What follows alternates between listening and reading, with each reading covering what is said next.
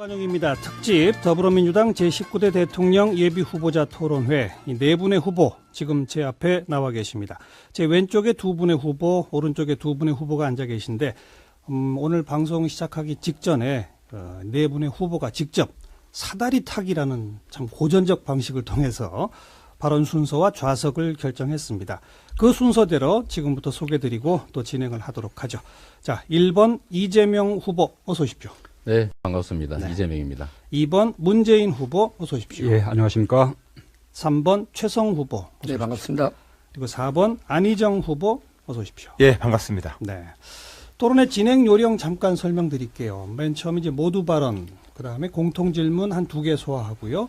주도권 토론, 오늘 토론의 백미라고 할 수 있는 그 시간이 이제 주어집니다.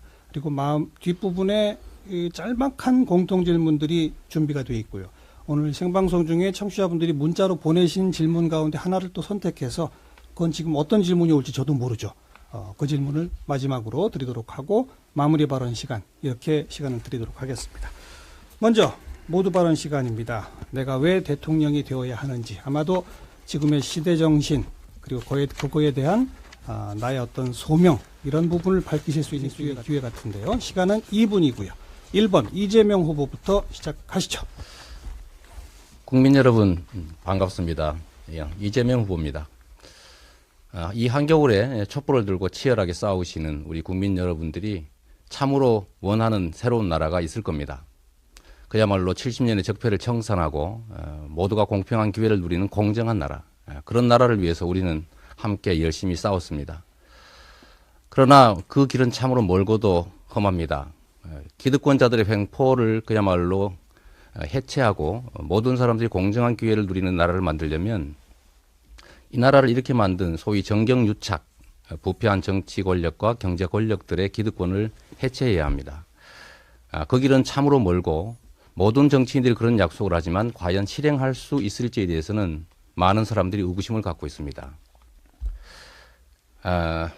저는 그렇게 생각합니다. 약속은 누구나 할 수 있습니다. 그러나 그 약속을 지키는 것은 아무나 할 수 있는 게 아닙니다. 실천은 그가 과거 살아왔던 삶 그 자체, 그리고 그가 공직자로서 했던 약속을 얼마나 지켰는지, 또 그가 가진 철학과 가치는 어떤 것인지를 자세하게 살펴봐야 합니다. 저는 한 번 한 말은 지켰습니다.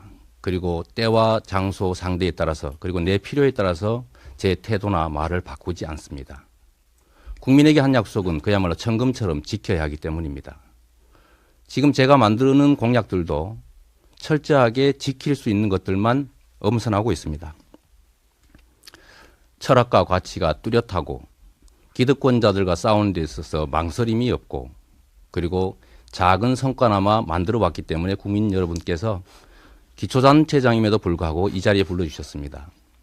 그가 가진 유산, 그가 가진 세력, 그가 가진 이미지가 아니라 그가 가진 실력과 능력, 실적으로 평가받고 싶습니다. 네. 마지막으로 이재명 후보 본선 경쟁력. 네, 이재명입니다. 대한민국 국민들은, 특히 촛불을 들고 싸우시는 우리 국민들은 단순한 권력 담당자의 교체 또는 권력을 담당할 세력의 교체를 원하는 것이 아닙니다.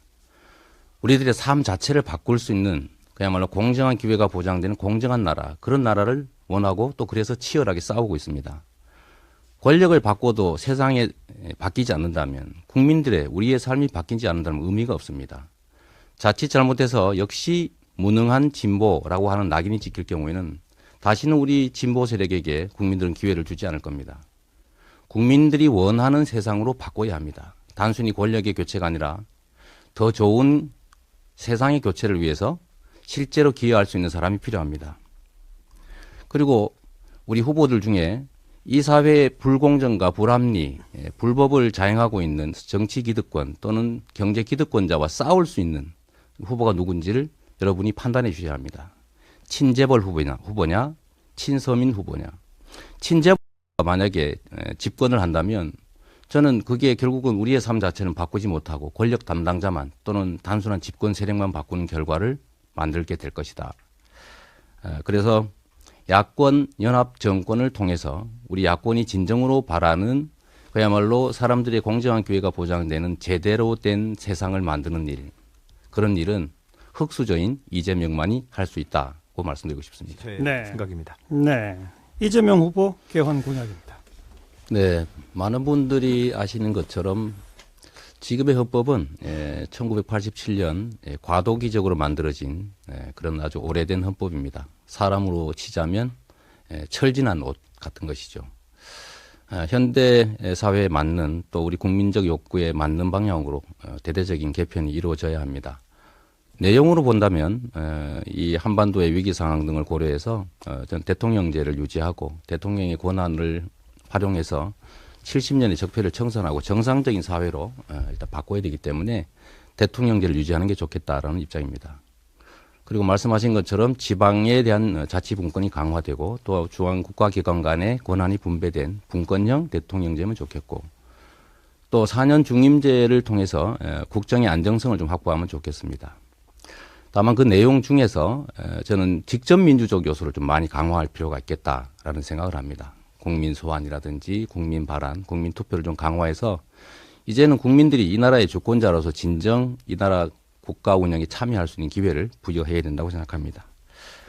절차로 본다면 지금 당장은 사실상 개헌이 불가능하기 때문에 저는 이 개헌안을 제시하고 다음 임기 안에 총선 또는 지방선거 때 국민의 뜻을 물어서 개헌을 확정하는 게 좋겠다는 생각이 듭니다. 개헌에 있어서 필요한 내용들은 개헌 특위나 국민의 의견을 감안하고 역시 저도 우리 문재인 후보님께 좀 몇 가지 여쭤보도록 하겠습니다. 대한민국 경제가 어렵습니다. 대한민국 경제가 어려운 제일 큰 이유는 소위 경제 기득권자들, 재벌들의 불공정과 비합법적인 이런 경쟁 구조로 이 다수 서민들, 국민들의 노력의 결과를 좀 약탈하기 때문에 그런 것이다. 중소기업의 경영 성과를 단가 후려치기라든지 또는 기술 개발자들의 기술을 탈취한다든지 하는 이런 비상식적이고 불법적인 방법을 통해서 부를 키우고 또 그거를 정치 권력과 야합을 통해서 또 보장받고 또 그러고 있는 것이 이 나라 경제의 제일 심각한 문제라고 생각합니다. 최순실, 박근혜 게이트도 사실 알고 보면 부패한 정치 권력을 부정한 경제 권력들이 이용해서 부당한 이익을 취하다 생긴 일입니다. 그래서 저는 이 시대 최고의 과제, 우리 촛불 민심이 원하는 바는 부패한 정치 세력 책임을 묻고 정경유착을 끊고 정경유착의 뿌리라고 할 수 있는 재벌에 대한 기득권, 과도한 독점을 해체하는 것이다, 또 줄이는 것이다라고 생각합니다. 그래서 저는 기본적으로 이 시대 과제는 재벌의 독점과 형포를 억제하고 다수 약자들을 그야말로 보호해서 함께 살아가게 하는 억강부약의 정신이 중요한 때라고 생각합니다. 그런데 안타깝게도 제가 보기에는 우리 문재인 후보님께서는 재벌 개혁을 말씀은 하시는데 실제로 자세히 내용을 들여다보면 재벌에게 이익을 주거나 재벌의 부당한 이익 구조를 그대로 유지하게 하거나 또 재벌들과 인적 관계를 심하게 맺거나 이런 요소들이 보입니다. 그래서 단문으로 하나 여쭤보면 얼마 전에 제가 집회 현장에서 한번 여쭤봤는데요. 재벌들의 준조세 16조 4천억을 없애주겠다라고 공약을 하셨는데 이 16조 4천억 중에 비자발적 후원금은 1조 4천억 정도고 무슨 개발에 따른 이익을 얻기 위해서 생기는 부담, 학교용지 부담금, 개발 부담금, 이런 기금 부담금 이런 것들이 있습니다. 이런 거는 다 법정 부담금인데 이게 한 15조 원 정도 됩니다. 이걸 지금 폐지하겠다고 공약을 해주셨는데 일단 진심이신지 혹시 착오에 의한 게 아닌지 한번 여쭤보고 싶어요. 그런데 이 준조세라는 의미를 조금 네. 오독하신 것 같은데요. 네. 아까 방금 말씀하신 법정 부담금, 네. 그것은 법에 근거한 것인데 네. 그것이 뭐가 문제겠습니까? 네. 지금 우리가 문제 삼는 것은 법에 근거하지 않는 네. 정경유착의 수단으로 오가는 그런 검은 성격의 돈. 네. 이분 같은 경우에 미르재단, K스포츠재단에 출연한 돈, 또 청년희망재단 네. 이런 데 출연을 강요당한 돈, 또는 전국 곳곳에 이 창조 혁신센터 만들면서 재벌들에게 하나씩 떠안겨서 부담시킨 그런 일들, 과거에 네. 일회재단 이런 것처럼 맞으면 퇴임 후를 대비하는 그런 식의 자금을 요구하는 네. 이런 일들을 못하게 막겠다는 네. 것이고, 그 다음에 아까 준조세에 이제 16조 원 그런 정도로 금액이 많다는 것을 표시한 것이죠. 아닙니다. 지금 이제 그래서 이 방송을 보시는 분들도 뜻은 네. 그렇게 분명히 하십시다. 어쨌든 네. 법에 근거한 것을 말한 것이 아니고 법상 근거가 없는 것을 권력의 힘으로 네. 이렇게 강요해서 받아내는 것을 말하는 것이다라고 분명히 하고요. 법정 부담금도 문제가 영 없는 것은 아닙니다. 왜냐하면 아니 후보님 제가 질문하는 걸 좀 저도 좀 말씀드릴 기회를 제가 그 점을 동의합니다. 요만만 네, 조금. 네, 네. 예, 왜냐하면 이것도 일종의 세금적인 성격인데 네. 그렇다면 국회의 그 예산심의 뭐 이런 통제를 받아야 되는 것이거든요. 네. 이 법정 부담금이 그런 통제를 벗어나는 수단으로 이렇게 많이 사용되고 있는 것은 그런 부분들은 다시 한번 좀 되짚어 봐야 될 부분이라고 네. 생각해요. 예. 제가 말씀드리는 것은 그날 후보님 발언하실 때 16조 4천억이라 콕 집으셨거든요. 그다음에 정경련이 계속 요구하는 게 법정 부담금과 비자발적 후원금을 합친 준조세를 폐지해달라라고 하는 게 정경련의 민원 사항입니다. 그런데 그때 문 후보님께서는 비자발적 후원금 1조 3천억을 못 내게 하겠다고 하면 누가 뭐라고 하겠습니까? 그런데 분명히 준조세를 폐지하겠다고 하셨고 16조 4천억이라고 했는데 그중에 15조 원은 법에 정해져 있는 개발 부담금, 학교용지 부담금 이런 것들입니다. 이 15조 원을 감면해 주겠다고 공약을 하셨는데 아니라고 하시면 저는 먼저 정리하고 넘어가겠습니다. 예, 예. 아까 그때 표현이 잘못된 겁니까? 분명히 말씀드렸고 네. 뿐만 아니고 좋습니다. 네. 그러면 제가 받아들이고요. 이런 이제 비법정 부담금도 아까 2조 얼마 했는데 저는 아까 그 창조혁신센터를 아니, 알겠습니다. 당긴 저기, 거라든지 예, 이해하겠습니다. 실제로 우리가 파악하지 못하는 그런 것까지 포함하면 훨씬 더 많을 것이라고 네. 생각해요. 일단 이해하겠습니다. 그게 이제 그러면 정경유착의 준조세 예, 문제는 것이죠. 뭐 그렇다 치고 그러면 복지 증대도 하셔야 되고 증세도 필요하시다고 하면서 왜 법인세는 증세 대상에서 빼고 계십니까? 법인세 제가 잠깐 이게 안 보이는 방송이라 좀 그러긴 한데 아니, 대표님 아니, 문 근데- 후보님만 보시라고 좀 보여드리면 법인세는 거의 늘어나지 않고 있고요.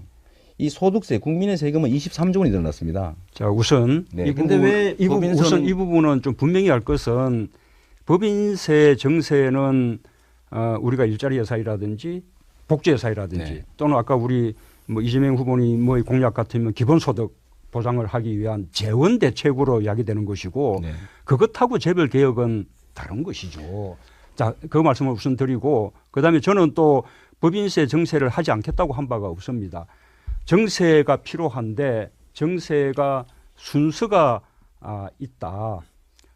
첫 번째로는 우리 이명박 박근혜 정부 들어서 오히려 서민들이 더 많은 세금 부담하게 되고 부자들이 세금이 줄어드는 이런 식의 조세의 제가 먼저 극심한 불평 확인 하나 부분이 하겠습니다. 이루어졌거든요. 머니투데이에 각 캠프의 증세 대상을 물었을 때 문재인 후보님과 안희정 후보님은 증세 대상에서 법인세를 뺐습니다. 그리고 지금 계속 말씀이 법인세 증세 여부는 논란의 대상이다, 딜레마다라고 표현도 하셨고 아니죠. 제가 분명한 저의 공약은 첫 번째는 고소득자들의 이 소득세를 더 높이겠다는 것이고 두 번째로는 고액 상속세, 고액 상속, 고액 제가 정여에 대한 말씀드린 세금 법인세입니다. 잠깐만 네. 조금만 더 계시면 됩니다. 그 다음에 자본소득에 대한 과세를 강화하겠다는 것이고 네. 그 다음 단계로 법인세 실효세율을 높이겠다는 것이고 그래도 부족하다면 법인세 명목세율 인상까지도 갈 수 있다라고 제가 순서껏 답을 한 것이죠. 그 부분은 제 공약을 확인하시면 될 거라고 봅니다. 계산을 해보시면요. 문 후보님이 하시고자 하는 각종 정책에 법인세 증세가 없이는 불가능합니다. 한번 언제 기회 되면 계산해 보시고 법인세에 대해서는 분명히 지금까지 언론에 발표된 거나 말씀이나 법인세에 대해서 소극적이신 건 사실입니다. 국민이 판단하겠죠. 제가 그래서 하나 더 여쭤보겠습니다. 이재명 후보님도 법인세 실효세율 아닙니다. 높이자고 주장을 하고 계신데 500억 이상 그것은 영업이 법인세 정세가 아닙니까? 그건 증세가 아니라 현실화하는 것이고 법정 세율을 올리는 게 진짜 증세지요. 법인으로부터 법인세 더 많은 세금을 내게 만드는 게 정세인 법인세 것이죠. 실효세율을 아무리 올려도 우리나라에서는 최대치가 5조 원이고 대기업에 대해서 증세를 해도 3조 원을 넘지 못합니다. 그거 단 한 개의 공약도 커버하지 못하는 거라는 거 제가 말씀드리고 싶고 제가 그러면 더해서 한번 여쭤보겠습니다. 문 후보님은 억강부약에 대해서 좀 어떤 생각을 가지는지 모르겠는데 노동조합이나 서민들보다는 4대 기업 경제연구소장부터 먼저 만나셔서 여전히 대기업 재벌이 한국 경제의 견인차다 이렇게 격려하셨고 또 하나 말씀드리면 이번에 10년의 힘이라고 하는 중요한 조직을 만드셨던데요. 10년의 힘. 거기 보니까 삼성을 포함해서 재벌 기업들 출신들이 거의 상당 부분을 차지합니다. 그중에서 삼성 출신들이 엄청 많던데 이런 것들에다가 혹시 기억하실지 모르겠는데 혹시 이학수법이라고 기억하십니까? 예. 네. 그거 혹시 찬성하셨습니까? 반대하셨습니까? 찬성 반대 입장을 가지지 않았습니다. 네? 그것이 표결에 간 바가 없습니다. 아니 그러면 뭐 발의한 일도 없습니까? 저는 발의에 참여하지 않았습니다. 발의에 참여하지 않으셨죠? 예.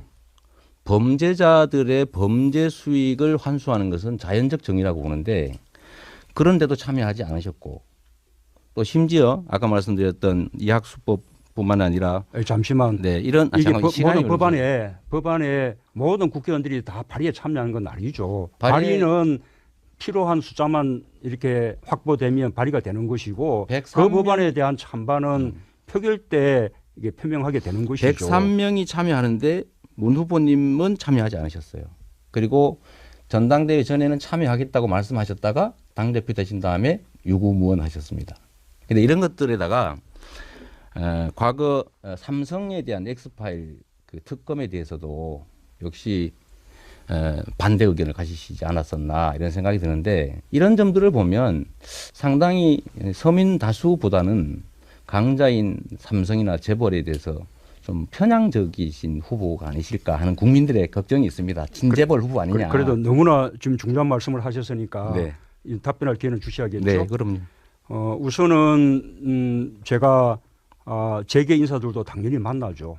그러나 또 중소기업 중앙회도 방문했고요. 뿐만 아니라 사회연대 노동포럼이라는 노동자들의 포럼도 대규모로 결성해서 제가 참석해서 저의 노동정책을 네. 다 충분히 밝힌 바도 있습니다. 그렇게 균형 있게 말씀하셔야지 한 대목만 뽑아내서 재계 인사 만나서니 이렇게 재벌 아니냐 이렇게 말씀하시면 곤란하고요. 그다음에 아까 삼성 그 엑스파일 그 부분은 원주류가 국정원 내에서 이루어졌던 도청입니다. 그 도청 부분에 대해서 검찰이 충분히 수사해서 과거의 국정원장들이 시효가 살아있는 분들은 다 구속돼서 처벌까지 됐었어요.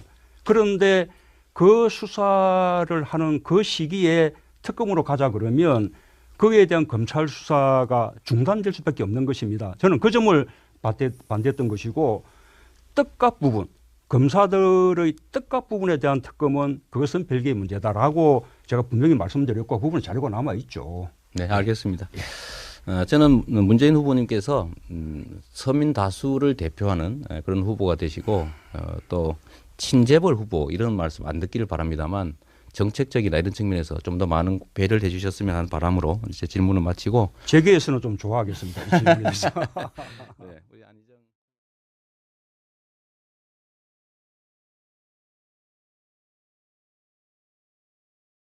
다음 이재명 후보 마무리 바라. 네, 제가 며칠 전에 이제 소위 호남 지역을 3일간 둘러봤습니다. 분열의 상처가 엄청나게 큽니다. 통합을 통해서 야권의 집권 가능성을 높이고 또 국정개혁 동력을 만들어서 진정으로 국민들이 바라는 제대로 된 정권 교체, 제대로 된 나라를 만들자는 열망이 참으로 컸습니다. 반드시 야권 연합 정권을 만들어서 우리 국민들의 열망대로 공정한 나라 꼭 만들었으면 좋겠습니다. 민주당의 후보를 과연 어떤 사람이 하는 것이 좋겠는가? 저는 민주당이라고 하는 거대한 정치 세력의 후보, 그 대표를 뽑는 것이기 때문에 그가 가진 세력, 또 그가 물려받은 정치적 유산, 그의 혈통 이런 것들을 따질 게 아니라 흙수저라 할지라도 그야말로 성공할 수 있는 그 개인의 자질과 역량과 실적을 보고 판단해 주시면 진정으로 공정한 나라가 우리 민주당에서부터 시작될 수 있다라고 생각합니다. 미국의 버니 샌더스를 민주당의 기득권으로 막은 결과는 결국 대선에서의 패배였습니다. 우리 국민들의 열망대로 그가 가진 세력이나 유산이 아니라 그가 가진 역량과 가치와 철학과 또 그가 공인으로서 만들어 온 실적 이걸 기준으로 판단한다면 저는 제가 민주당의 대선 후보로 가장 합당하다고 확신합니다. 우리 국민들이 원하는 바대로 공정한 나라 만들 수 있는, 기득권과도 싸워서 이길 수 있는, 또 네. 이겨왔던 이재명을 지지해 주십시오. 네. 문재인 후보. 맞는, 또 우리 국민적 욕구에 맞는 방향으로 대대적인 개편이 이루어져야 합니다. 내용으로 본다면 이 한반도의 위기 상황 등을 고려해서 전 대통령제를 유지하고 대통령의 권한을 활용해서 70년의 적폐를 청산하고 정상적인 사회로 일단 바꿔야 되기 때문에 대통령제를 유지하는 게 좋겠다라는 입장입니다.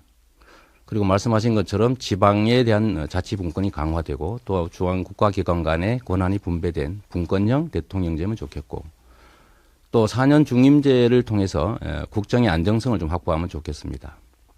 다만 그 내용 중에서 저는 직접 민주적 요소를 좀 많이 강화할 필요가 있겠다라는 생각을 합니다. 국민 소환이라든지 국민 발안, 국민 투표를 좀 강화해서 이제는 국민들이 이 나라의 주권자로서 진정 이 나라 국가 운영에 참여할 수 있는 기회를 부여해야 된다고 생각합니다.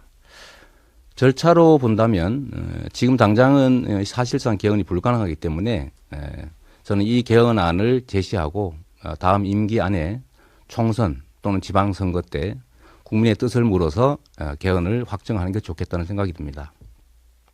개헌에 있어서 필요한 내용들은 개헌 특위나 국민의 의견을 감안하고, 역시 저도 우리 문재인 후보님께 좀 몇 가지 여쭤보도록 하겠습니다.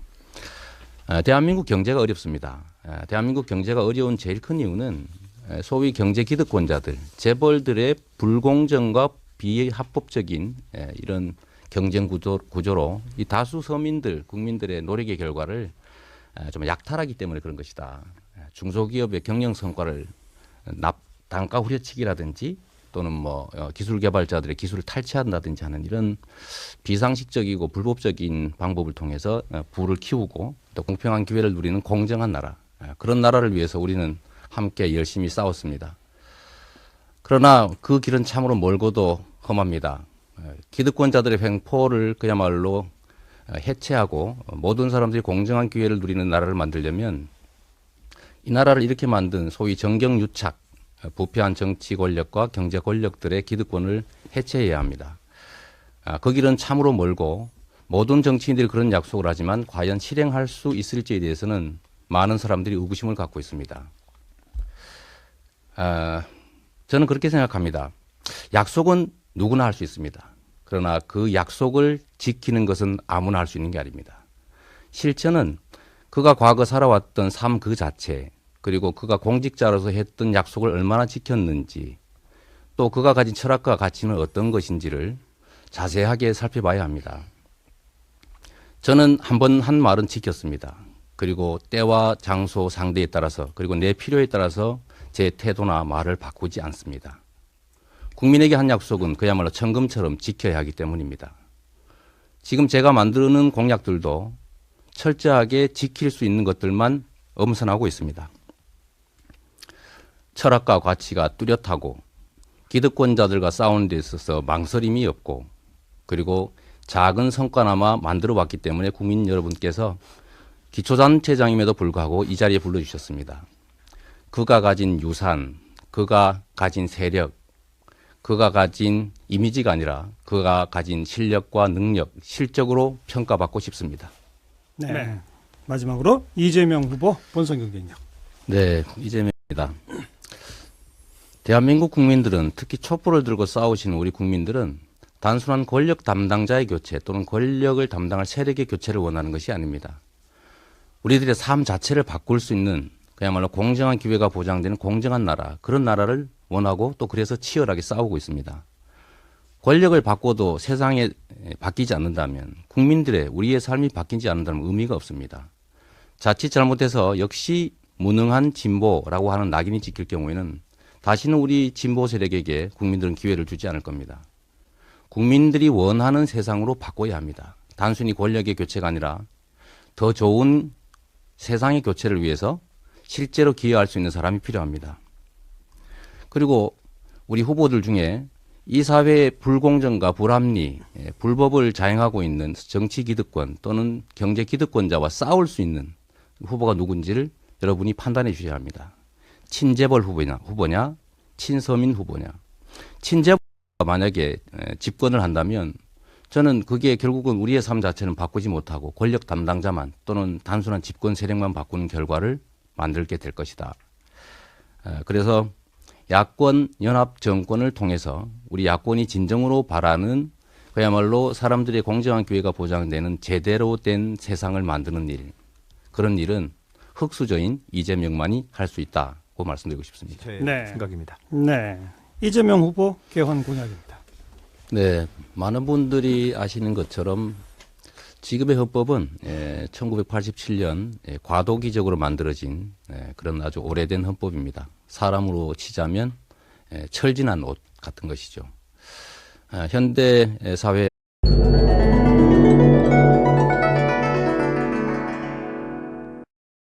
관용입니다. 특집 더불어민주당 제19대 대통령 예비후보자 토론회 이 네 분의 후보 지금 제 앞에 나와 계십니다.